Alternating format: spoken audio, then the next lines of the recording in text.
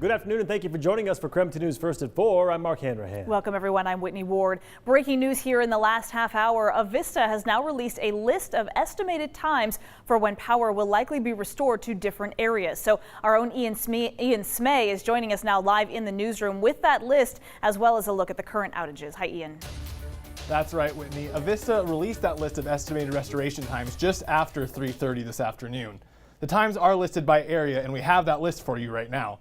Let's start with here in Spokane. Avista says there are more than 21,000 people without power, and the estimated restoration time is Sunday at 6 p.m. The next biggest area, Coeur d'Alene, has an estimated restoration time of Saturday at 10 p.m. Those further north in Sandpoint should see the power back by 3 p.m. tomorrow, while the other big area without power is Kellogg. Avista says that more than 10,000 people are without power there, and there's currently no estimated restoration time. Let's now take a look at the current outage map for Avista.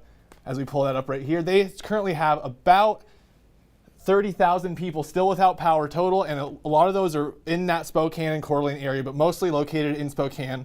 But it goes all the way up, you can't quite see it here, up to the Canadian border and all the way down into the Pullman-Moscow region, a lot over in Plummer, over in the Coeur d'Alene area, even all the way up to the Sandpoint and Newport over there. Now let's take a look at the map for Kootenai Electric Cooperative. They are also suffering some power outages now as we look all the way still down to Plummer and all the way up to Lake Pend Oreille, just like last night. One thing to note, still Coeur d'Alene, Post Falls, still never lost power, it seemed like, or if they did, it was a very short amount of time, and it's not quite as bad. Lake Coeur d'Alene, still a lot of people on the lake, still without power, and that seems to be where most of their outages are located, around those lake areas, including up here in Hayden Lake as well. And finally, let's take a quick look at the Inland Power and Light map. Now they are still having some outages, a few out in Lincoln County, a few down here in Whitman County, but again, most of their outages still here in Spokane County, around the city, a lot south of the city, some northeast of the city, and they still have that very, very, very small cluster up in the North Idaho Panhandle.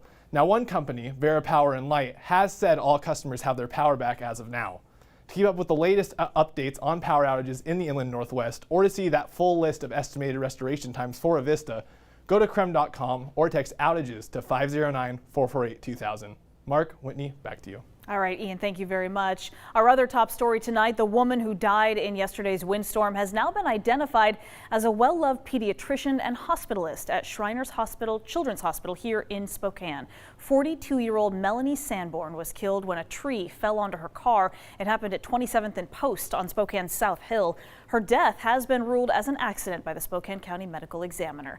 Today, the chief of staff at Shriners released a statement about Dr. Sanborn's passing, saying Melanie was a tireless advocate for kids and beloved by her patients. She provided care for our children undergoing surgery and personally managed the specialty clinics for our kids living with osteogenesis imperfecta and muscular dystrophy. Her loss to our staff, patients, and families will be felt for some time.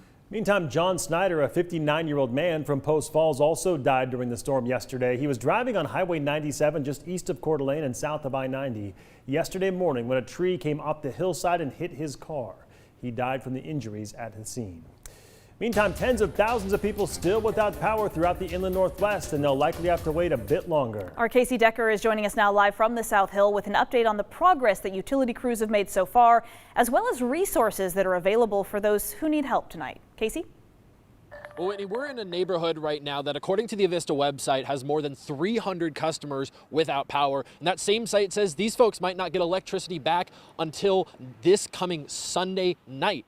And that's the scene that we're seeing throughout the region right now. Avista told us this morning that they do have more crews out working on transformers and on lines, but debris and difficult terrain still pose a lot of challenges. Before they can actually begin restoring power, they have to assess the scene and make sure things are safe for their workers. Today, they said they'll actually bring in helicopters to help with that. For many folks, it'll even be a little while longer before they even get an accurate estimate of when they'll get their power back. Now, you might remember during the 2015 storm, shelters were set up to help people stay warm or to power up their devices, but this year, because of COVID, the city says they aren't able to set up such shelters this time.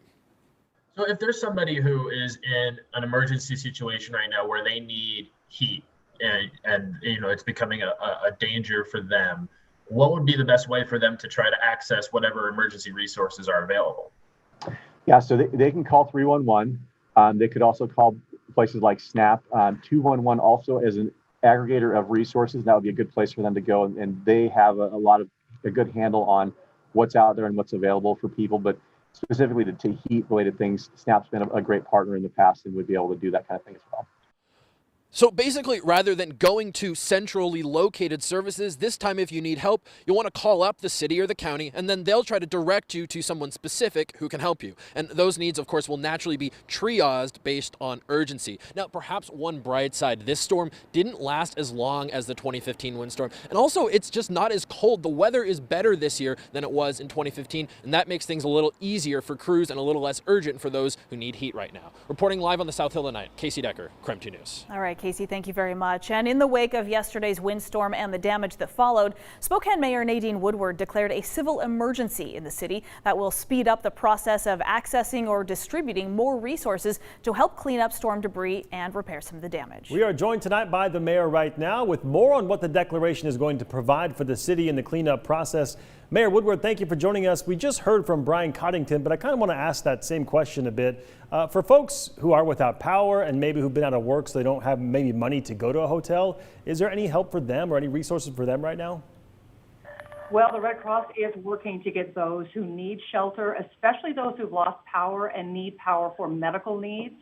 We are looking at places that we can provide shelter for them. The challenge with COVID is that we can't create congregate facilities for people who need shelter, but we are making getting some work done to be able to find shelter for those people.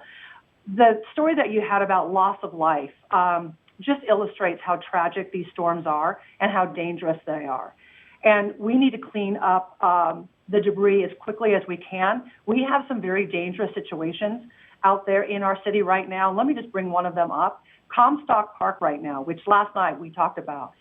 50 trees lost in that one South Hill Park alone, many of them uprooted, which can expose underground utilities. But we also have damaged trees that could cause problems. And we have limbs that are hanging down, but we have people who are going into our parks and, you know, they're looking to assess the damage themselves. They're climbing on the trees. It's just not a good situation. So we're going to put out a statement very soon this evening to just tell people stay out of the parks. There are just a lot of dangerous situations right now, and we don't want anyone to get hurt. Mayor, on a similar note, when you mentioned the loss of life, of course, Dr. Sanborn, we know passing away from a falling tree, and we know yesterday the city was still just trying to deal with the immediate danger of those falling trees. Did the city ever consider putting out a shelter-in-place alert, warning people of the danger out there during the windstorm? We did put out a news release asking people to stay home if they could, that if they didn't have to be out and about, that they shouldn't be. We still are in a situation where we have debris that needs to be cleaned up and down power lines. So it is still a situation where really if you don't have to be out, you really shouldn't. Or at least stay away from areas like the parks where you see mass destruction, where you see areas that have not been cleared yet. Those are places you shouldn't be. Mayor Woodward, are crews out there kind of assessing trees that maybe didn't fall but maybe are now at a greater risk of falling? They were weakened by the storm? Absolutely, especially in our parks and golf courses. And that's the next thing that they're going to do is start removing those trees that look to be unstable. And that's something that really homeowners should be looking at as well. When we were out doing our storm damage tour yesterday throughout the city, there were a number of instances where we saw trees leaning on homes. So there are a lot of unstable trees out there that homeowners even need to look at to have removed. Curious, now that you've had a chance to hear back from some of the crews who were out there yesterday just trying to assess the immediate damage, do we have any damage estimates? Do we know if there was any, infrastructure that was damaged on city property? We know besides the loss of trees. Well, we have I believe the clubhouse at Downriver Golf Course, the bathhouse at Comstock Park. Both of those structures were damaged. That's all we know of right now. It's mostly been a tree situation. We've got about 250 trees throughout the city. That's in the parks, that's in neighborhoods, that's in right-of-ways and golf courses. So still a lot of cleanup to do. My goodness, a lot of work ahead. Mayor Woodward, thank you for your time today. Mayor, thank you very much.